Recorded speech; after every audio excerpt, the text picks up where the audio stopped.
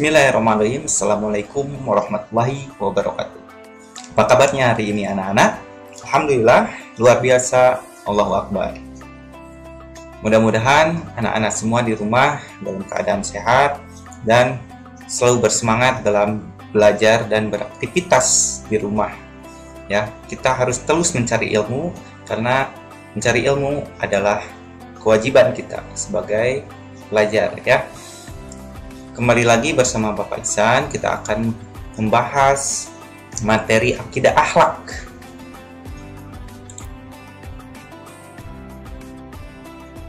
Kelas 3, pembelajaran 10, materi tentang pahala terpuji. Sebelum ke materi, alangkah baiknya kita membaca doa terlebih dahulu. Bersama-sama kita baca basmalah. Bismillahirrahmanirrahim.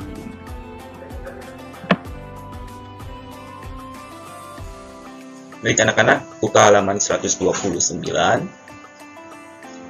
Nah, di sini kita lihat ada gambar dua orang sedang bermain ya dengan itu adalah kakak adik. Nah, kita bacakan teksnya, yaitu tentang cerita yang ada di gambar tersebut. Dan di sini kita baca, Kemal dan Dio bermain bersama di rumah. Mereka tampak rukun dan tidak berkelahi seperti biasanya. Ketika Dio kesulitan memasang mainannya, Kemal sebagai kakaknya membantu. Ibu melihat kerukunan antar keduanya dengan rasa bangga dan bahagia. Nah, membudayakan hidup rukun dan tolong-menolong antar saudara harus diciptakan sejak dini agar terciptanya hubungan persaudaraan yang penuh dengan kedamaian dan kasih sayang. Nah, apakah kalian sudah menerapkan hidup rukun dan saling tolong-menolong dengan saudaramu di rumah? Apabila kalian masih bertengkar, cobalah untuk saling memahami dan menghormati agar terciptanya kehidupan yang damai dan rukun antar saudara.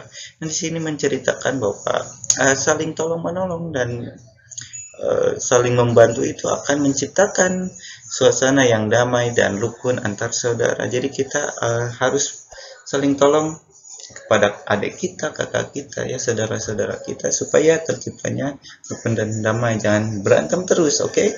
Nah, baik anak-anak, di sini ada pertanyaan nih. Apa yang kalian lakukan ketika melihat seorang nenek kesulitan menyeberang jalan?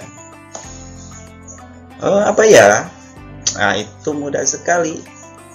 Ya, pasti kita wajib atau harus membantunya, karena nenek-nenek itu ya susah untuk menyeberang, ya.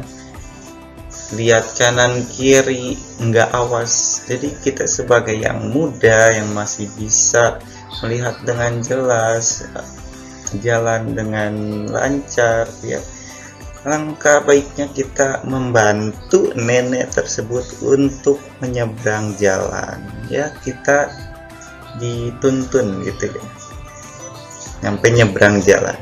Nah, apa manfaat dari senang menolong sesama makhluk hidup? Banyak sekali, ya.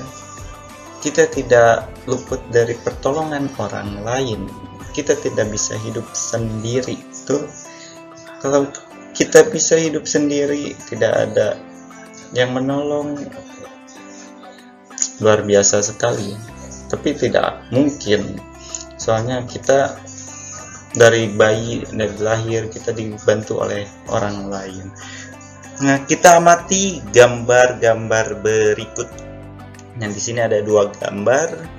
Berikan komentar untuk peristiwa di atas. Tuliskan komentarmu pada tempat yang tersedia. Nah, di sini kalian tulis komentarnya. Gambar pertama misalkan, ketika ada yang kesulitan, ya, kita harus bantu. Misalkan kesulitan, ada orang yang kelihatan yang susah, ya, tidak bisa membeli makanan, kita bantu sebisa mungkin dengan memberikan apa yang kita miliki, sebagian rezeki kita untuk orang yang membutuhkan. Nah, di sini ada gambar kedua. Kita beri komentar untuk gambar kedua. Ketika kita melihat teman kita yang kesulitan, misalkan di sini ada gambar bola yang tersangkut di atas pohon, sebisa mungkin atau kita kalau bisa membantunya, kita bantu dengan kemampuan kita. Misalkan teman-teman kalian cuma bisa melihat, nggak punya ide gitu kan. Kita punya ide nih, ambil galah, kita bantu teman kita, seperti itu ya.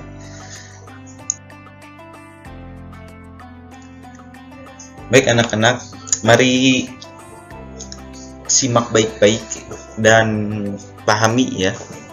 Setiap muslim diwajibkan berperilaku terpuji dalam kehidupan sehari-hari. Nah, jika kalian selalu menampilkan perilaku terpuji, teman-teman merasa senang. Ya, pastinya ketika kita berbuat baik, ya siapa yang tidak senang, oke? Pasti semua teman-teman kita akan senang. Nah, perilaku terpuji akan membuat ketentraman di rumah, di sekolah, dan di masyarakat. Membiasakan berakhlak terpuji harus dimulai dari diri sendiri. Siapa yang dapat menyebutkan apa saja perilaku terpuji tersebut? Nah, siapa?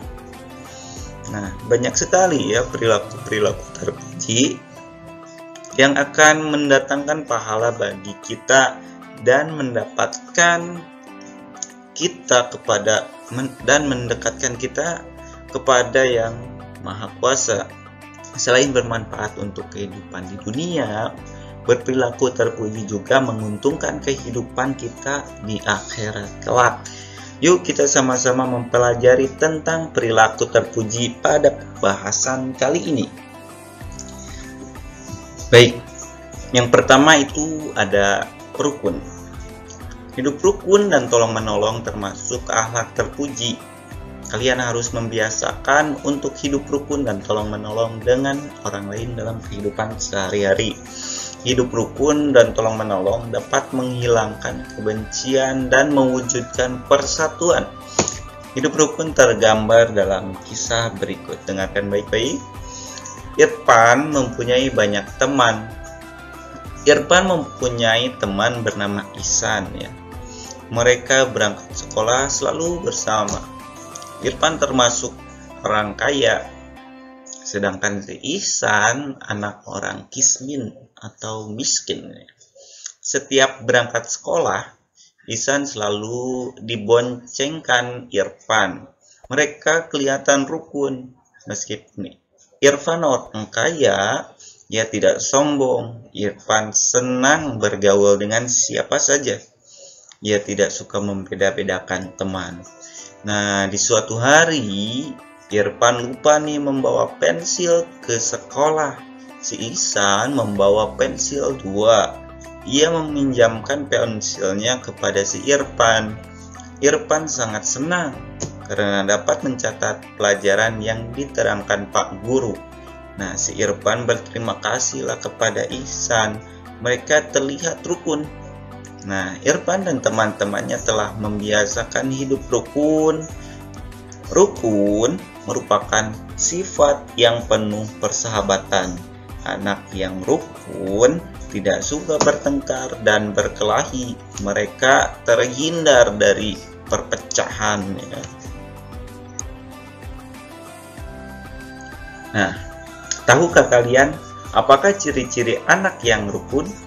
Nah, anak yang rukun mempunyai ciri-ciri.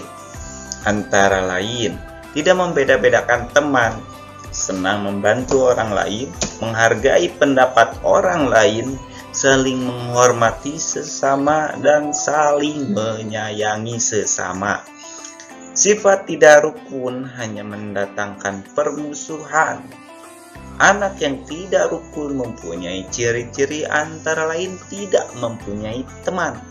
Hidupnya tidak tenang, mudah marah, senang bertengkar dan tidak mau minta maaf jika bersalah.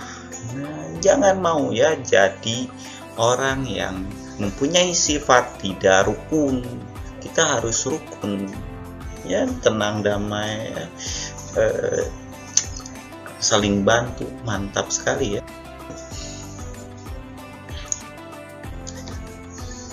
Nah, di sini ada tugasnya kita bahas bersama ya. Buatlah sebuah cerita yang menggambarkan sifat kerukunan di sekolah ataupun di masyarakat.